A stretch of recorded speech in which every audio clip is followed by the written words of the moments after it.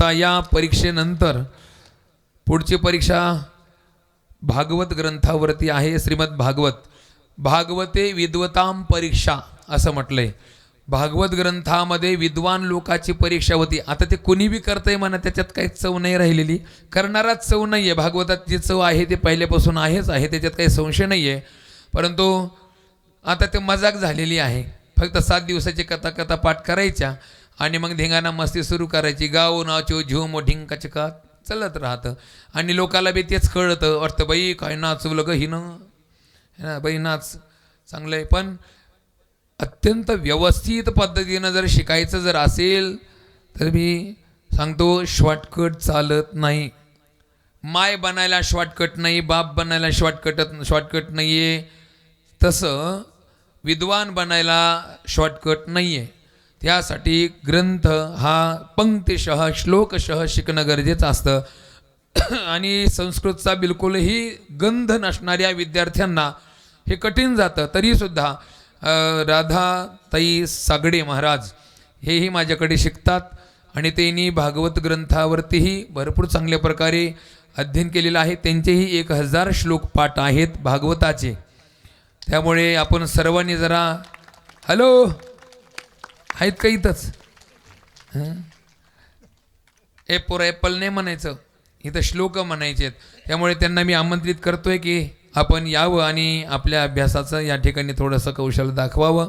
संस्कृत श्लोक हे कठीण असतात, परंतु ते पाठ केल्याच्या नंतर पाठ होतात, त्याच्यात काही संशय नाही आहे. तुम्ही बसा, तुम्ही आमचं बघत राहा, फक्त 2 मिनटं बघा, तुम्ही परेशान नका हो. स्वेटर नाही घातलं का? थंडीमुळे थरथरत आहे की परीक्षेमुळे थरथरत आहे ते कळणार नाही ना. माहिती घ्या हातामध्ये, घाबरू नका. बाबाजींची कृपा आहे. भगवान भोलेनाथ आणि भगवान महारुद्र आपल्यावरती नितांत प्रेम करतायत. ही भागवताची वही आहे. याच्यामध्ये साधारणतः 3500 श्लोक आहेत लिहिलेले. पैकी 1000 श्लोकांचं पाठांतर तिला करायला दिलं होतं आणि ते पाठांतर तिने करण्याचा प्रयत्न केलेला आहे. भरपूर कामाच्या मध्ये आता पप्पा गेले वनवासाला, तर तिचा वनवास घरी सुरू झाला. तिला विचारलं कसं रे तयारी? म्हणे दाऱ्यावर आहे बाबा, मी आत्ता दारे धरते. दुसऱ्या दिवशी फोन केला, अरे म्हटलं कसं र? म्हणे बाबा धार काढते, थांबा थोड्या वेळ. धार बी काढते पोरगी, वा चला.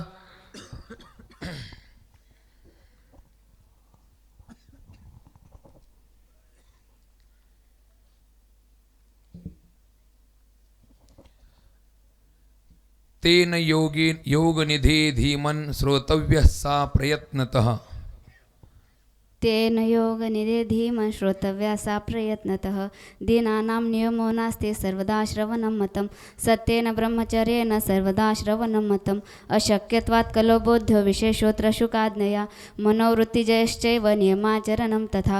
दीक्षां कर्तुमशक्यत्वात् सप्ताह श्रवणं मतं. श्रद्धात श्रवणे नित्यं माघे तावद्धि यत्फलं. तत्फलं शुकदेवेन सप्ताह श्रवणे कृतं. यज्ञात् गर्जति सप्ताहः सप्ताहो गर्जति व्रतात्. तपसो गर्जति तीर्थान् नित्यं हि गर्जति. योगात् गर्जति सप्ताहो ध्यानज्ञानाच्च गर्जति. किं ब्रह्मो गर्जति तस्य रे गर्जति. वाह, बजाओ ताली भाई.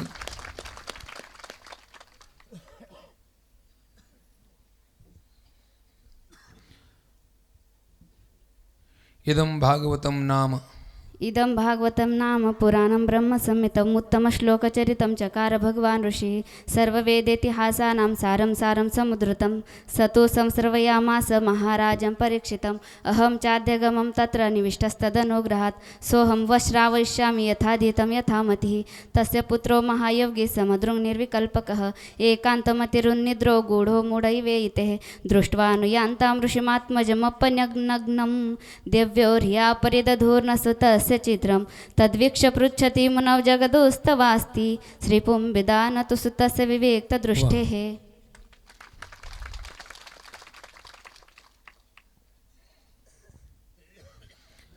कृष्णं च तत्प्रभावज्ञ. कृष्णं च तत्प्रभावज्ञासिनं जगदीश्वरः. हृदिस्थं पूजयामास माययोपात्तविग्रहम्. अहो कष्टम् अहो न्यायं युध्यो धर्मनन्दनाः.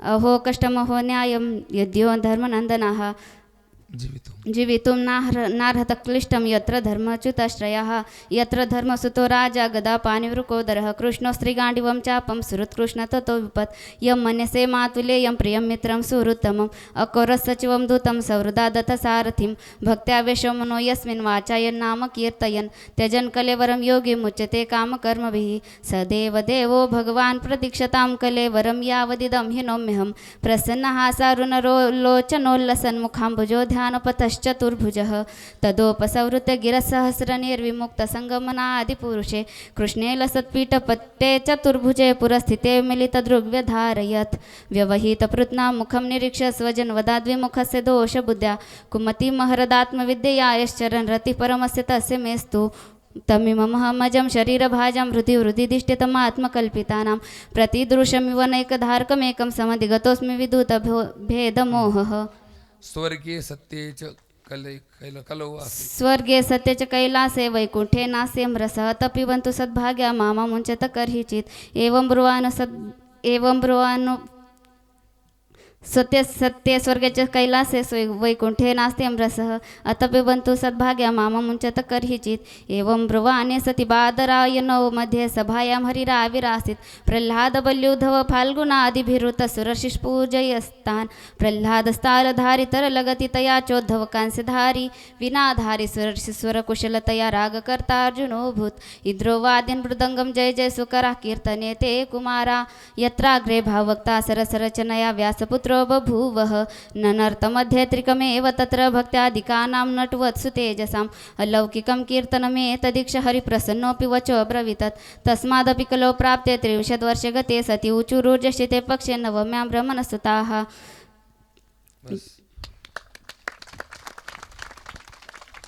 झोपलेले टाळे वाजवा वा अत्यंत 1000 श्लोक राधाताईंनी पाठ केलेले आहेत आणि मला पक्का विश्वास आहे 100% भागवताचार्यामधून 99% लोकांचे श्लोक पाठ नाही आहेत. 1% श्लोक पाठ करून कथा करतात. त्यापैकी एक दुसरा विद्यार्थी आहे, मी परीक्षा नाही द्यायला सांगणार त्यांना, परंतु सचिन महाराज वेताळ आहेत, माझ्याकडे 7 वर्षे शिकले आणि त्यांनी सुद्धा अत्यंत चांगल्या प्रकारे श्लोक पाठांतर केलं असेल, झालं असेल म्हणा. पण आता त्यांची परीक्षा होतीच, गीतावरती परीक्षा होती, परंतु आणि आता त्यांनी रामायण वाचलेले आहे. अत्यंत गोड आवाज होता, किती उंच गेले होते, मला तर असं वाटलं माईक पडतो का साऊंड फुटतो है ना. अत्यंत चांगल्या प्रकारे त्यांनी वाचलेलं आहे, त्यांना धन्यवाद. ते कथाही करतात, कीर्तन करतात आणि गायनही करतात. 7 वर्षे राहिले आणि आता पुढचं शिक्षण घेण्यासाठी पुढे गेलेले आहेत, त्याबद्दल त्यांनाही धन्यवाद. तुम्ही आलात कार्यक्रमाला. त्यांच्याबरोबर आलेले महाराज ओम महाराज आहेत, याच्यामध्ये सर्वस्व आहे. अत्यंत चांगल्या प्रकारचा मृदंग वाजवतात, ते या ठिकाणी आलेले आहेत. दोघांनाही धन्यवाद देतो. जातानाही मला भेटून जायचं असं कधी म्हणजे मला न सांगता जाऊ नका, ही विनंती आहे. आणि तुम्हा दोघींनाही पुढच्या अभ्यासासाठी मी शुभेच्छा देतो. राधाताईचं संस्कृतमध्ये सुद्धा अत्यंत चांगल्या प्रकारचं अध्ययन आहे आणि स्वतः ती दुसऱ्याला आता संस्कृत शिकवत आहे. मीच थोडं याच्यामध्ये गुंतलो 2-3 महिने, त्यामुळे झालं गडबड. पण आता या 4-6 महिन्यामध्ये तिचा लघुसिद्धांत कौमुदी ही पूर्ण होणार आहे आणि म्हणून त्यांच्या प्रवासाला शुभेच्छा देतो. गीताताईही पुढे आता शंकर भाष्य, गीता शंकर भाष्य शिकणार आहे. त्यामुळे आणि अजून खासकर या आपल्या संस्थानामध्ये येणाऱ्या जूनपासून 6वी ते 10वी पर्यंतच्या मुलांना प्रवेश दिला जाणार आहे आणि अभ्यासासाठी त्यांना प्राधान्य दिलं जाणार आहे. आणि कथा, कीर्तन, रामायण इत्यादी सर्व ग्रंथ त्यांना शिकवले जाणार. त्याचबरोबर मृदंग आणि गायनही शिकवलं जाणार आहे. ज्यांना कोणाला इच्छा असेल, जातवान अभ्यास करून घेण्याची इच्छा असेल, नाही तर सरळ म्हणतात किती महिन्यामध्ये आमचा मुलगा कीर्तनकार होईल. बापण ठेवलं का? महिन्यामध्ये कीर्तनकार होत नाही, महिन्यामध्ये कथाकार होत नाही. हे नाटकं सगळे, हे माझा अनुभव सांगतो, स्वामीजी तर बसलेले आहेत, हे सगळं हे डुप्लिकेट बाजार चालू आहे. अभ्यास कमीत कमी त्याचा चांगला विद्वान बनायला 12 वर्षाचा अभ्यास लागतो आणि तो केला तर तो विद्वान बनतो. आणि 2 आणि 3 वर्षामध्ये जिकडं तिकडं लगेच निघाणं मस्ती करून हे सगळं ना तुम्हाला मनोरंजनासाठी भेटतं. परमार्थ करायला फार टाईम लागतो, त्याच्यात रस उतरायला टाईम लागतो. पण तुम्हाला सवय लागलेली आहे पावडर टाकून पिकवलेली फळं खायची, त्याच्यामुळं तुम्ही पटकन खाता बिन पटकन बिमारी पडता. पण जे पक्के फळं असतात ते ऊन वारा पाऊस थंडी सहन करून लटकून राहतात, तेव्हा त्यांच्यामध्ये पिवळापणा येतो. तसं अभ्यासामध्ये सुद्धा पिवळापणा यायला टाईम लागतो. तुम्ही कधी न पाहिलेली परीक्षा तुम्हाला आज दाखवायची आहे. कल्पनाच्या बाहेरची परीक्षा आहे. ह्या परीक्षा पूर्वी गुरुकुलामध्ये घेतल्या जायच्या, ज्या गुरुकुलामध्ये मीही परीक्षा दिलेली आहे, पण ती फार दुर्मिळ आहे. अशा पद्धतीची परीक्षा या ठिकाणी होणार आहे. त्या परीक्षेचं नाव आहे शलाका परीक्षा. शलाका म्हणजे काडी, काडीच्या द्वारा विद्यार्थ्याची परीक्षा घ्यायची. त्यासाठी मी अगोदर माझ्याकडे शिकणारी मुलगी आहे गीताताई थोपटे, आणि या ठिकाणी बरेच रामायणाचे जाणकार आहेत. तुम्हा सर्वांच्या जीवनामध्ये अनेक वेळा तुम्ही रामायण श्रवण केलेलं आहे, अनेक वेळा वाचलेलं आहे, अनेक वेळा सांगितलेलं आहे. पण मला पक्का विश्वास आहे की गीताताईनं जितक्या वव्या पाठ केलेल्या आहेत तितक्या वव्या इथं बसलेल्यापैकी कोणाच्याच नसतील. सांगणं वाचणं हे प्रत्यक्ष हस्तश्रवण होतं आणि आपण ते दर्शन करून वाचतही असतो. परंतु गीताताई थोपटे यांनी रामायण भावार्थ रामायणाच्या 1000 वव्या पाठ केलेल्या आहेत. आणि त्या ववीचा या ठिकाणी मी परीक्षा घेणार आहे. आणि ते त्यांना सांगितलं होतं 3 महिन्यापूर्वी, आज 100 दिवस झाले त्यांना सांगून. आणि त्या बाळानं 3.5 पावणे 4 महिन्यामध्ये जवळजवळ 1000 वव्या पाठ केलेल्या आहेत. आणि त्या वव्यावरती मी त्याची शलाका परीक्षा घेणार आहे. तरी मी गीताताई महाराजांना विनंती करतो की तुम्ही स्टेजवर या आणि आपल्या कर्तृत्वाचा आस्वाद लोकांना दाखवा. चांगल्या स्वभावाची मुलगी आहे आणि अभ्यासामध्ये चांगल्या प्रकारचा तिचा प्रवाह चांगला आहे. आणि म्हणून मी गीताताईची परीक्षा घेतो आहे. या परीक्षेमध्ये चुकलं तर एकदा किंवा 2दा विचारण्याचा हक्क आहे. कोण बनेगा करोडपतीमध्ये बरे ऑप्शन असतात. तशा पद्धतीने मी या ठिकाणी 2 वेळेस, जर चुकलं तर 2 वेळेस मी तिला समोरचं सांगणार. परंतु 3ऱ्यांदा जर चुकलं तर मग जय हरी.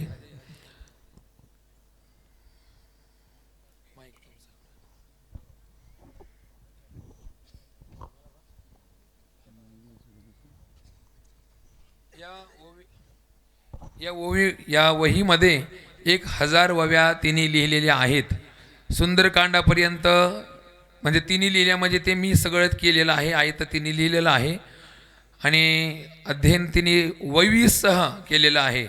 रामायण भावार्थ रामायणसुद्धा अत्यंत गंभीर ग्रंथ आहे. हे माझ्या अध्ययनामधून मी सांगतो आहे.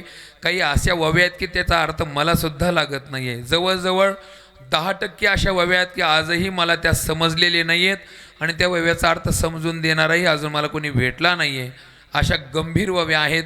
परंतु त्याच्यातून मला जसं जमेल तशा प्रकारे विद्यार्थ्याला सहन होईल, त्याच्या बुद्धीला झेपेल अशा प्रकारच्या वव्या काढलेल्या आहेत. आणि या वहीमध्येच मी आता तुमच्यासमोर प्रत्यक्ष करणार आहे, त्याच्यासाठी सांगायची गरज नाही आहे. आता या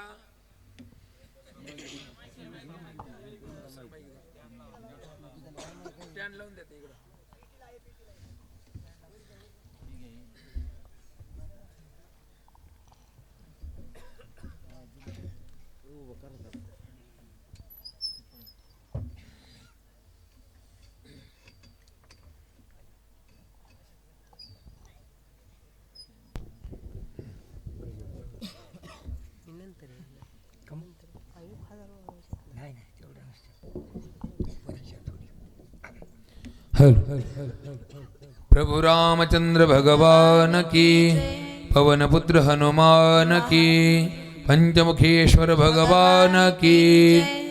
या वहीमध्ये मी 3 वेळेस ही काडी घालणार आहे. उद्बत्तीची ही मोठाल्या परीक्षामध्ये सोन्याची किंवा चांदीची काडी असते, परंतु आपलीच परीक्षा चालू आहे त्याच्यामुळं मी उद्बत्तीची देवाच्या पुढची काडी आणलेली आहे.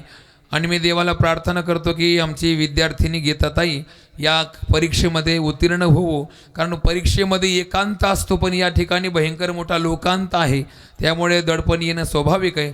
तरीसुद्धा बिलकुल भिवू नको, तुला जे कळत आहे ते यांना कळत नाही, हे ध्यानात ठेवायचं.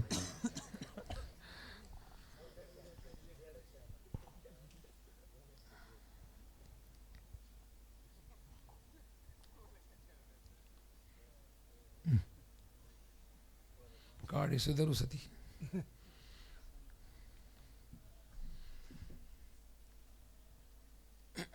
काही चक्री न घाता कैकईच्या करीन घाता तै परम सुख दशरथा सुखावेल कौसल्या माता राज्य रघुनाथा अभिषेक अंगी बळाचा गर्भ थोर अंगी बळाची दृढ फ्रोडी वना जाता कोण साकडी मारू राक्षसांच्या कोडी सोडवू बांधवडी देवाची. श्रीराम जगाचा निज जीव व्हाळा त्याही वरी मातेचा कळवळा अश्रुपूर्ण भरलेले डोळा वेळोवेळा अलंगी तव गरजली आकाशवाणी श्रीराम निज विजयोवनी दुःख करू नको जननी राम त्रिभुवनी महाराज सर्व सेवेचे निज स्वार्थ मज लाभेल वनात सर्वज्ञ श्री रघुनाथ माझा मनोरथ पुरवावा तुझं सांगा ते वनवास तो मज वैकुंठ कैलास तुझं वेगळा संसार होस दुःख असो समज तेव्हा श्रीराम म्हणे सीते सीते जोन्या वस्त्रभूषणासी वल्कलांबरी परिधानेसी वेगी वनासी निघावे ऐकोनी श्रीरामाचे वचन लक्ष्मणे मांडले निर्वाण तुझं वेगळा सांडीन प्राण तुझे आण रघुनाथा श्रीराम म्हणे लक्ष्मणासी जरी तू वनवासासी येसी तरी पुसून निज मातेसी आणि पत्नीसी भेटून.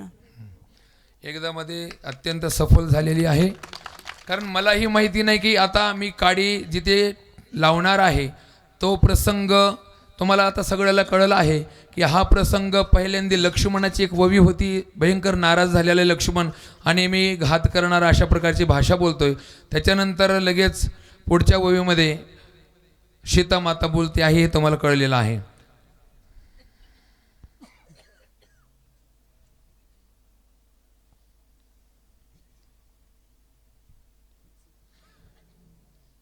न सहावते श्रीराम बाण न सहावी श्रीराम बाण राक्षस पत्न्या पलायमान देखुनी धाविन्नला दूषण ऐश्वासून सैन्याते.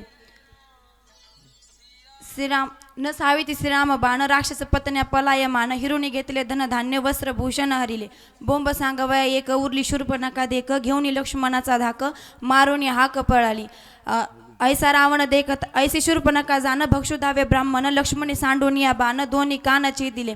ऐसा रावण देखता दृष्टी विमानी एकची बोंब उठी रावणे विमान देखता दृष्टी देखली नकटी शूर्पणखा तुझं राज्य आले विघ्न गर्वेने नसुती अज्ञान ऐकोनी माझे वचन सावधान हो वेगी त्रिशिरा आणि खर दूषण मारावया काय कारण तुझे का केले विटंबन समूळ कथन मज सांगे प्रतिपाळवया पितृवचन दोघी सेविले दंडकारण्य सवे सीता सती जाण बाळ वाहन मज दोघे. टाळ्या वाजवा ना जरा, दुसऱ्यांदा ही ती पास झालेली आहे. मला वाटत असं याच्यात काही जुगाड आहे असं काही नाही. हे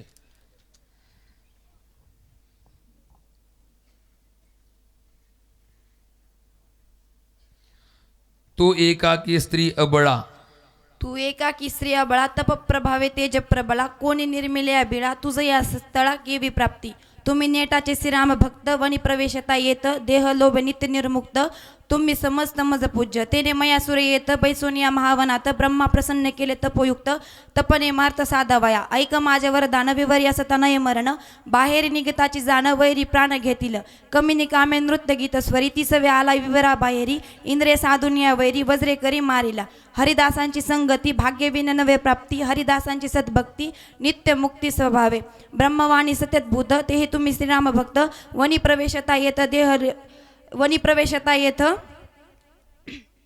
देहलोभ नित्य निर्मुक्त तुम्ही समस्त मज पूज्य तेने मया सुरे येत बैसुन्या महावनात ब्रह्मा प्रसन्न केले तपयुक्त तपने मार्थ साधावया. वा, अजून एकदा घेऊ.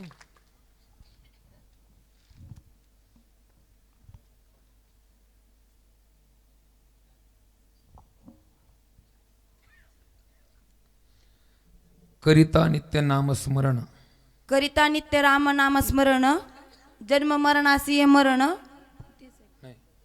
मृत्यू त्याचे वंदीचरण. करिता नित्य राम नाम स्मरण मृत्यू त्याचे वंदीचरण आम्हासी प्रत्यक्ष प्रमाण गीता भक्षण न करावे. जटायूचे बरोबर.